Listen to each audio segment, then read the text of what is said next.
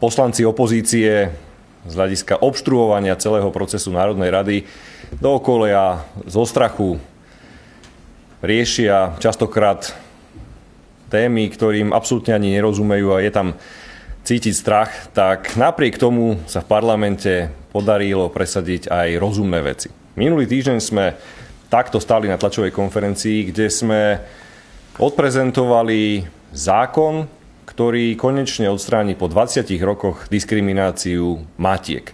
Žien, ktoré sa rozhodli mať deti a štát sa bohužiaľ o nich nevedel postarať tak, ako pre tie, ktoré deti nemali. Vyrovnali sme ich dôchodky tak, aby aj tie ženy matky, ktoré pôjdu do dôchodku, mali rovnaké dôchodky ako ženy, ktoré deti mať nemôžu, alebo sa rozhodnú ich nemať.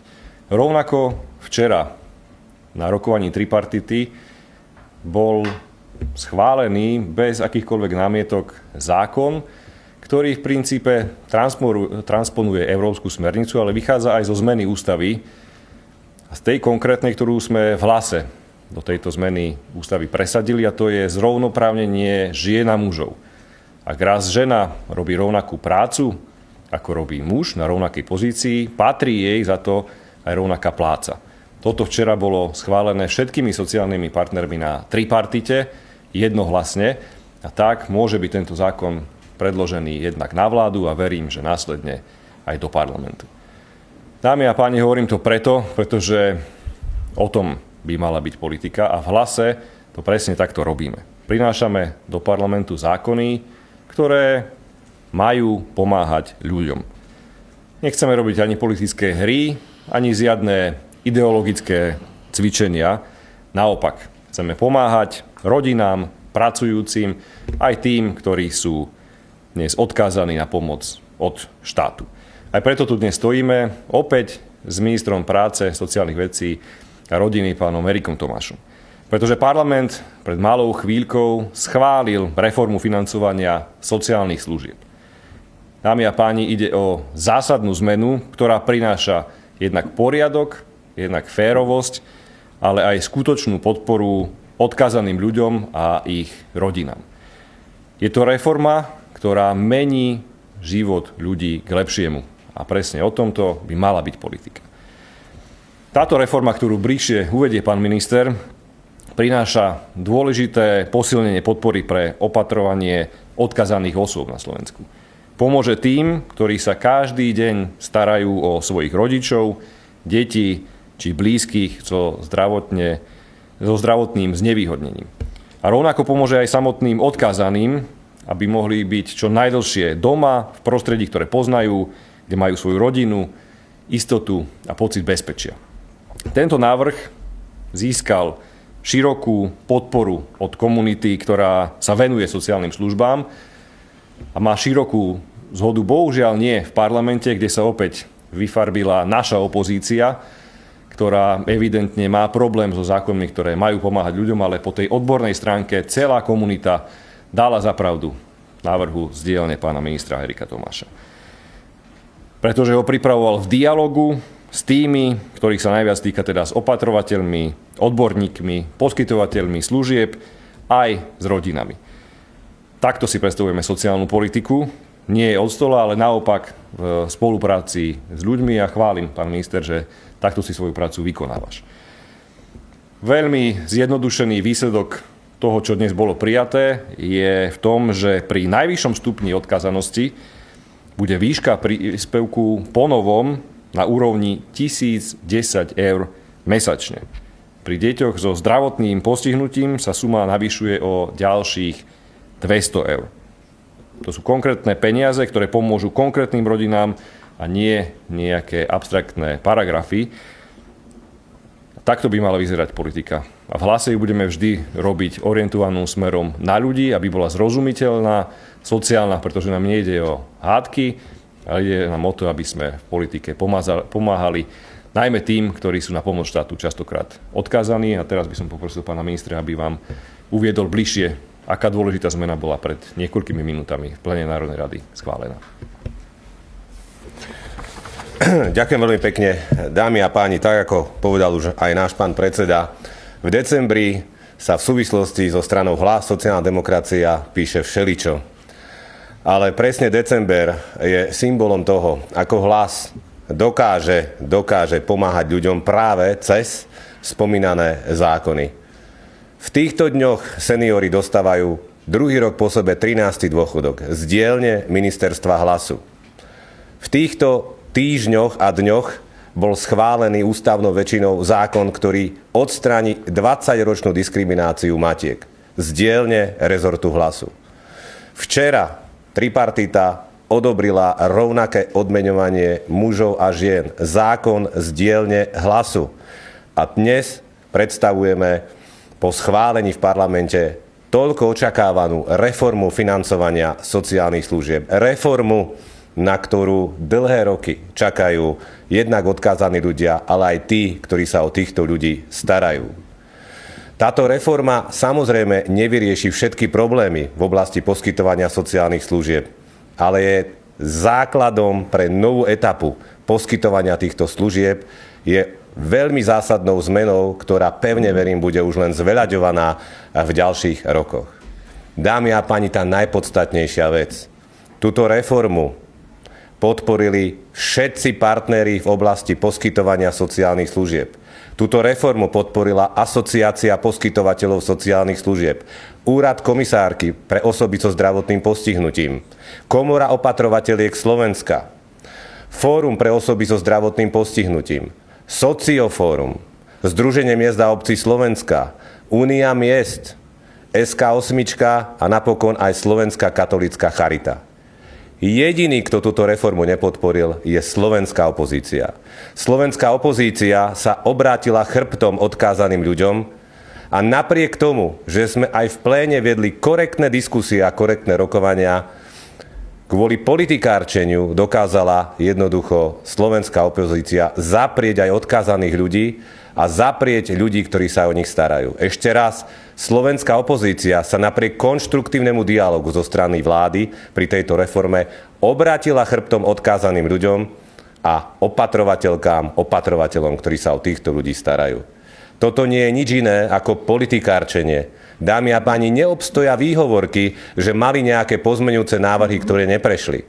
Pretože dobre viete, že 2 roky sme na tejto reforme pracovali. Pracovala na tom pracovná skupina, do ktorej boli pozvaní opoziční predstavitelia, pretože takýto typ politiky ja uplatňujem na rezorte práce, sociálnych vecí a rodiny.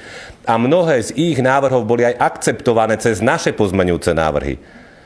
Ak hovoria, že neboli schválené všetky ich návrhy, tak nie je to o ničom inom ako o politikárčení a len o tom, aby si našli cestu, ako nepodporiť túto dobrú reformu, ktorá, ako som povedal, je dobrým základom pre ďalší vývoj v sociálnych službách a zásadnou kľúčovou zmenou, ktorá tu roky neboli.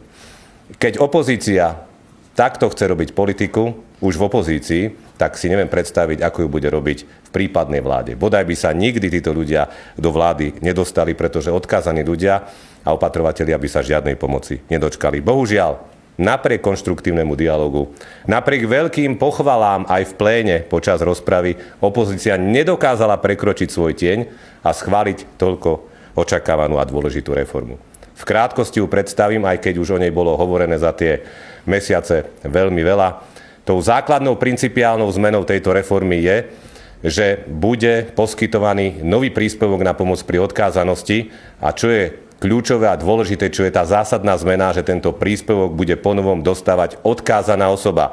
A táto odkázaná osoba sa rozhodne, či tento príspevok použije na opatrovanie v domácom prostredí svojimi príbuznými alebo blízkymi, alebo na domácu opatrovateľskú službu, teda odborný terénny pracovník sa tiež príde postarať o túto osobu do domáceho prostredia, alebo na ambulantnú službu. Z toho jasne vyplýva to, čo sme tvrdili stále, že chceme podporovať opatrovanie odkázaných ľudí najmä v domácom prostredí a preto aj táto reforma je takto nastavená, pretože opatrovanie v domácom prostredí je naozaj najlepšie pre týchto ľudí. Každý sa lepšie cíti vo svojom prirodzenom prostredí a kým nie je nutné, aby išiel do pobytového zariadenia, tak treba ho v tom domácom prostredí udržať.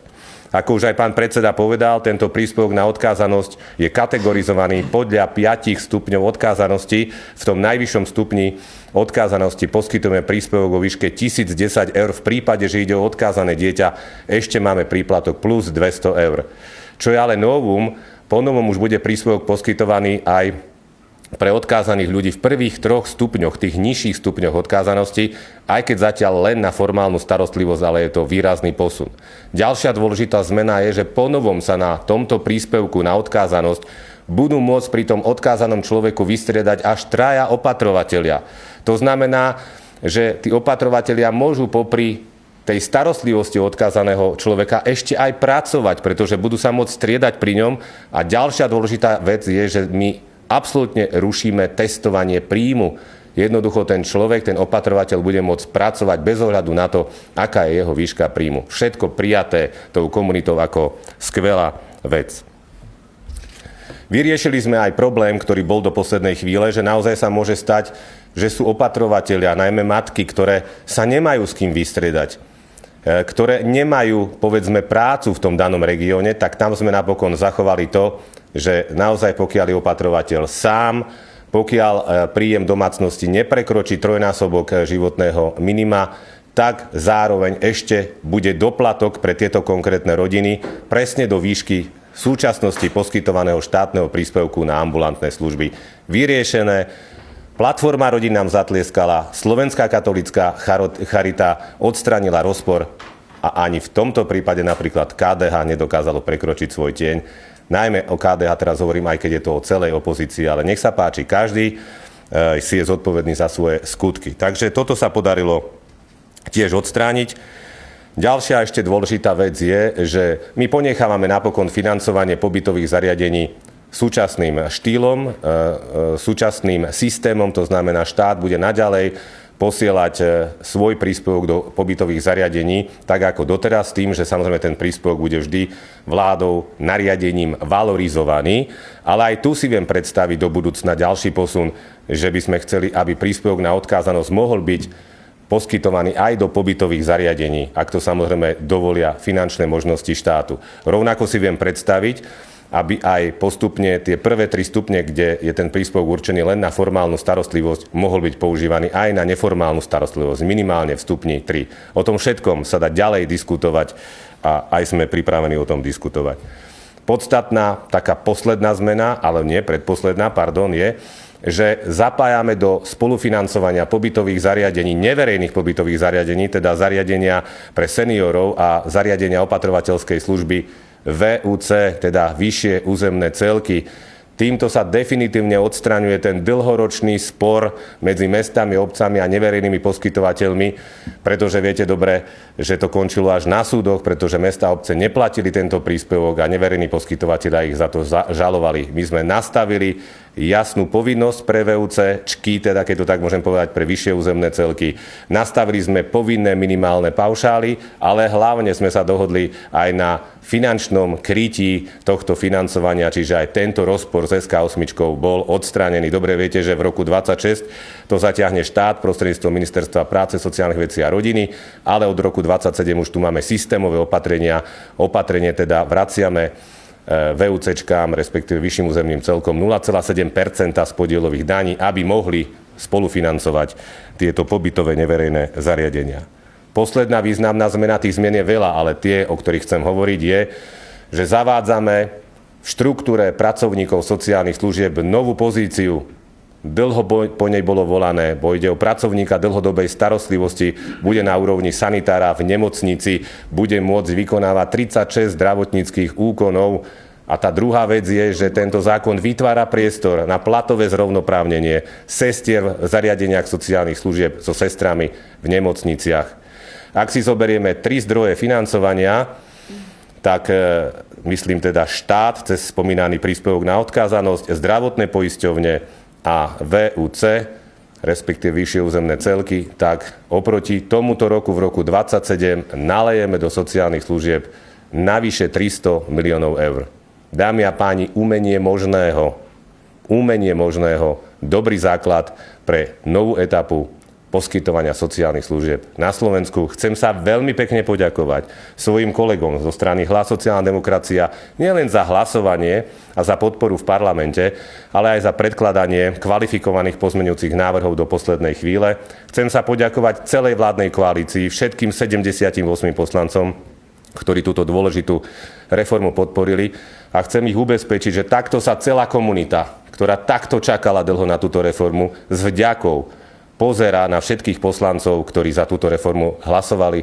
Opakujem, je mi ľúto, že po tom, čo som zapojil aktívne opozíciu do celého procesu, nebola schopná stlačiť to tlačidlo za, len pretože ide o zákon z dielne samozrejme vládnej koalície. Mohli sme mať pokojne takú ústavnú väčšinu ako pri matkách seniorkách. Bohužiaľ, takáto reforma si zaslúžila ústavnú väčšinu, najmä po tom, čo som získaval pozitívne ohlasy aj zo strany opozície. Nedokázala prekročiť svoj tieň.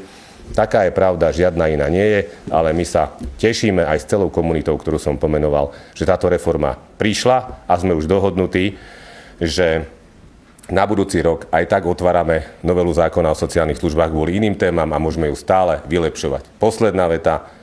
Dúfam, že sme takto naplnili milník z plánu obnovy, pretože táto reforma bola naviazaná na plán obnovy. Mali sme tento obsah reformy a jej fázovanie predrokované s Európskou komisiou, tak pevne verím, že bezproblémovo dostaneme, ako sa povie, pečiatku od Európskej komisie za splnenie tohto milníka, lebo toto bolo tiež veľmi dôležité. Reforma nabehne v dvoch fázach. Prvá fáza 1. júla 2026.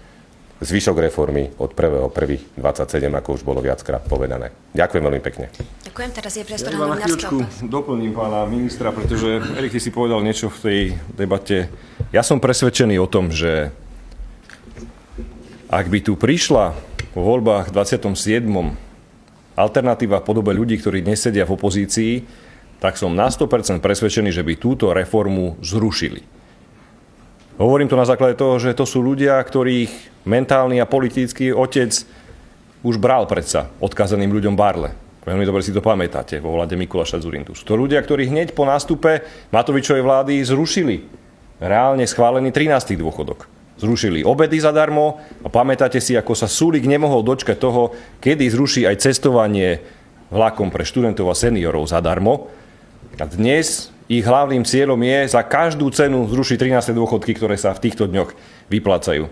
Takže varujem všetkých, ak si niekto myslí, že dnes máme akúsi alternatívu v opozícii, tak presne tieto veci, ktoré sme my tu dnes pre ľudí schválili, oni budú rušiť. Možno aj práve preto nepodporila dnes opozícia tento návrh, aby potom mali alibi, že veď oni za to nehlasovali a práve preto dnes bohužiaľ tento zákon nepodporili. Preto varujem všetkých pred touto antisociálnou opozíciou, ktorú máme. Hlas sociálna demokracia bude naďalej sociálno-demokratickou stranou, ktorá bude presne takéto návrhy zákonov do parlamentu prinášať, aby sme ľuďom pomáhali.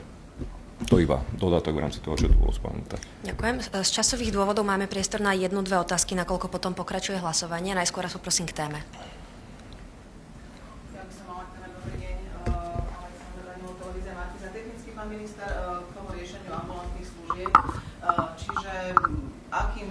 Akým spôsobom dostanú ten nový príspevok? Či to pôjde teda tomu opatrovateľovi, alebo to pôjde priamo tomu ambulantnému zariadeniu? Či budú môcť aj pracovať teda tí opatrovatelia popri tom, ako sa im bude doplňať teda do toho ich príspevku? A či budú môcť na 4 alebo 8 hodín dať toho odkazaného do toho stacionára? Pani Danilov, najprv musím povedať jednu výhradu smerom k vám osobne, pretože túto reformu, keď schválila vláda, a ja som pomenoval, že všetky tieto organizácie až na malé výnimky to podporili, to v televízii Markíza nezaznelo. Nezaznelo veľa dobrých pozitívnych zmien vo vašej reportáži alebo vo vašom vystúpení, ktoré táto reforma má, ale sústredili ste sa presne na tento jeden problém, na túto citlivú tému a nedali ste mi priestor na vysvetlenie, ako to bolo myslené. Čiže to som len chcel takúto poznámku. Ale teraz vám samozrejme napriek tomu odpoviem.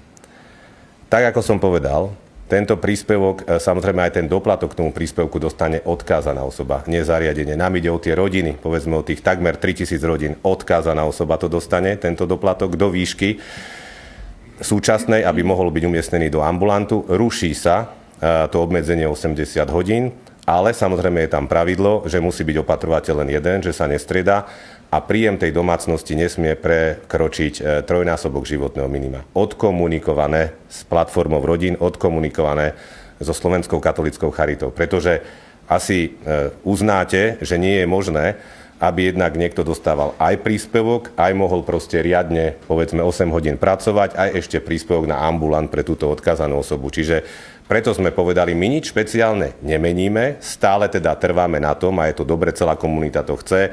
Traja opatrovatelia, striedajte sa, pracujte, socializujte sa, ale pokiaľ naozaj nemôžete sa vystriedať s niekým, pokiaľ nemáte prácu, tak máte právo na ten príspevok, na ten ambulant, pretože ináč by ste museli použiť celý ten príspevok na formálnu starostlivosť a vy dobre viete, že to by bol problém pre tieto rodiny. To sme proste akceptovali a uznali. Ja len hovorím o tom, že ak informujete, prosím vás, informujte komplexne o tej reforme a nielen, že si vyberiete možno nejakú citlivú tému a podáte tú reformu týmto spôsobom, ako keby sme boli nebodaj sociálni netvori. Keď som si pozrel ostatné 3 televízie, ako korektne informovali o tom, tak bol to veľký rozdiel. Musel som to povedať. Informovali sme viackrát aj komplexne. Neinformovali, ale dobre. A chcem sa ešte spýtať mimo témy na energopomoc. Ako to vnímate? Možno obaja ministri, ale aj poslanci sa môžu vyjadriť, že teda z tých informácií vychádza, že napríklad mnoho dôchodcov nemá nárok na tú energopomoc, naopak poslanci viacerí sa vyjadrili, že nárok majú, tak ako sa na to pozeráte a či teda by aj ministerka nemala za to niesť nejakú zodpovednosť, ministerka Saková?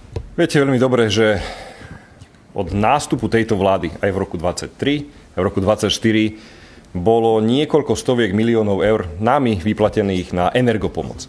Bola tu samozrejme veľká kritika zo strany opozície, aj zo strany vás, médií, aby sme predstavili adresnú energopomoc.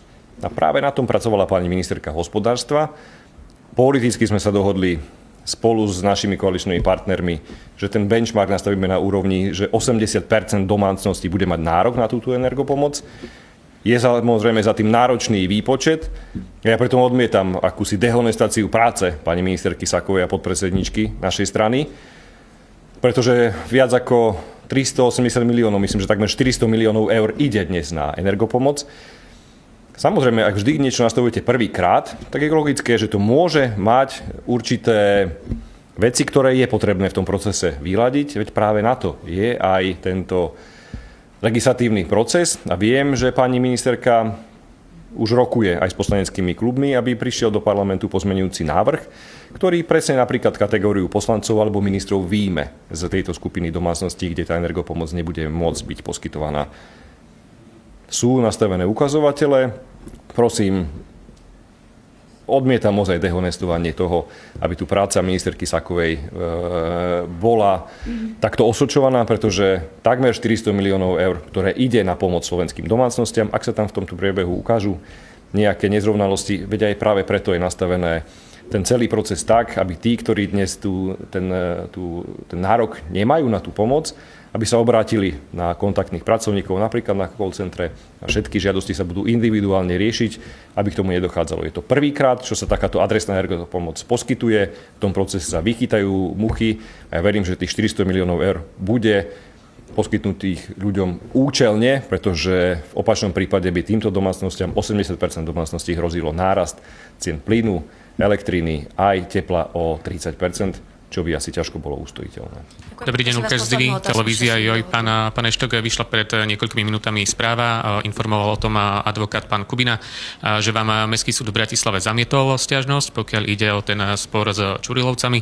Ako sa teda na to pozeráte? Máte už rozsudok a máte sa teda ospravedlniť a zaplatiť tých 90 000, kedy to urobíte? Nič iné som ani neočakával v tomto prípade, pretože o tomto odvolaní rozhodoval opäť ten istý sudca, ktorý takto aj po asi zladení sa s pánom Kubinom, zástupcom Čurilovcov, konal. My sa odvoláme na krajský súd, takže v tomto prípade radosť Čurilovcov je predčasná.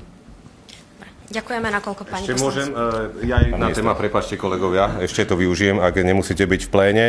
Chcem sa ešte vyjadriť k téme sociálnych podnikov, pretože sa včera niečo udialo. Podal som opäť konštruktívne ruku opozícii, ale musím niečo uviesť. Čiže zákon o sociálnej ekonomike a sociálnych podnikov sa automaticky presúva na budúcu schôdzu, tá prvú novoročnú. Nie, že ja som stiahol zákon a potom ho chcem opäť predložiť, lebo boli informácie podávané nepresne niektorými médiami. To je prvá vec. Jedinú vec, ktorú teda sme sa rozhodli zmeniť, je, že nebudeme v zákone o DPH žiadať to znižovanie vyrovnávacieho príspevku, ale predložíme pozmeňujúci návrh, kde len navrhneme, aby nebol ročne viazaný, pretože v takom prípade, keby sme už v januári uzavreli dohody, teda úrady práce uzavreli dohody so sociálnymi podnikmi, tak už by musel byť ten príspevok, ten štedrejší, vyplácaný celý rok. Tým pádom, že to nebude ročné viazanie, tak vytvárame priestor na rokovanie aj s opozíciou do teda tej nasledujúcej schôdze. Tam stále ten zákon je v tom režime skrátenom a ja som teda pozval opäť opozíciu k rokovaciemu stolu, aby som sa vlastne dozvedel, čo tá opozícia vlastne chce, pretože musím to tu zopakovať a vidím, že nemáte ani len miernu takú malú snahu konfrontovať opozíciu s jej vyjadreniami, tak ako konfrontujete v nás.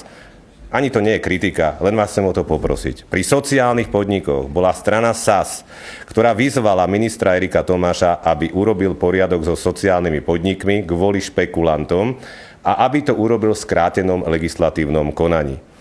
Minister Tomáš predložil zákon v skrátenom legislatívnom konaní, ako to žiadal pán Ledecký a pani Bajo Holečková. Keď som to urobil, tak začali kritizovať, prečo som ho predložil v skrátenom legislatívnom konaní. To sú dohľadateľné vyjadrenia. Minister Tomáš predložil 8 systémových zmien. Pán Ledecký a pani Bajo Holečková povedali, že vítajú tieto systémové zmeny. Dokonca som ich vraj od nich okopíroval. Vrátane mimochodom racionalizácie vyrovnávacieho príspevku. A minister Tomáš v relácii Na telo v televízii Markíza sa spýtal teda pána Viskupiča, či SAS súhlasí so zvýšením DPH pre sociálne podniky späť na 19%. Pán Viskupič v priamom prenose povedal, že súhlasí. A na druhý deň na výbore pán Ledecký povedal, že SAS nesúhlasí so zvýšením DPH späť na 19%. Chápete to?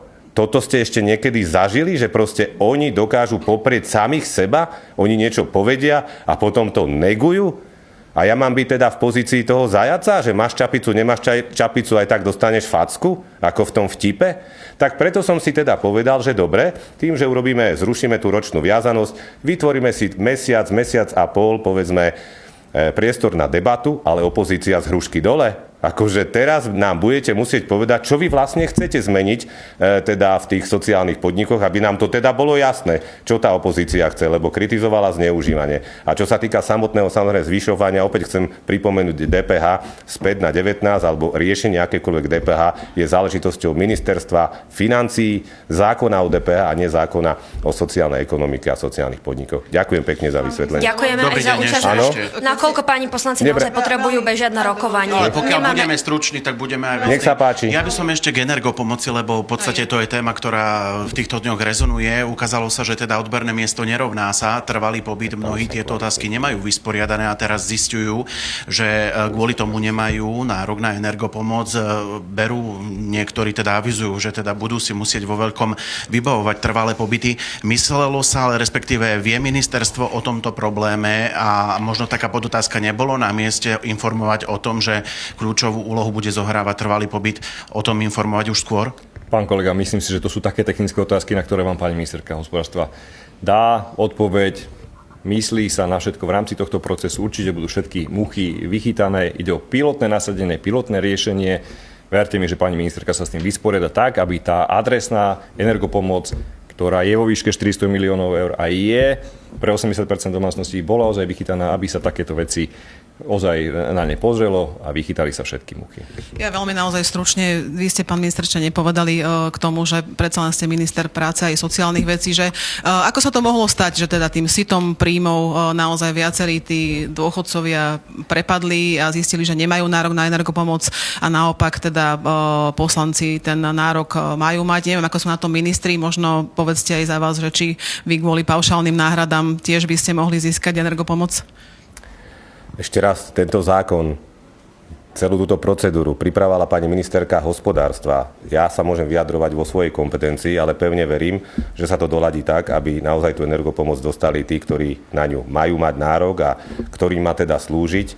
a naopak nedostanú ľudia ako povedzme my, ako politici. Myslím, že v tomto prípade sa už pracuje aj na nejakom pozmeňujúcom návrhu. Takže, ale je to samozrejme v rukách pani ministerky, poslaneckého klubu a to je všetko, čo môžem k tomu povedať. Musíte tie otázky samozrejme technické, ako povedal aj pán predseda, klásť pani ministerke hospodárstva. Ďakujeme vám za účasť na našej tlačovej Ďakujeme konferencii. pekne, pekný deň, dovidenia. Dovidenia. Dovidenia.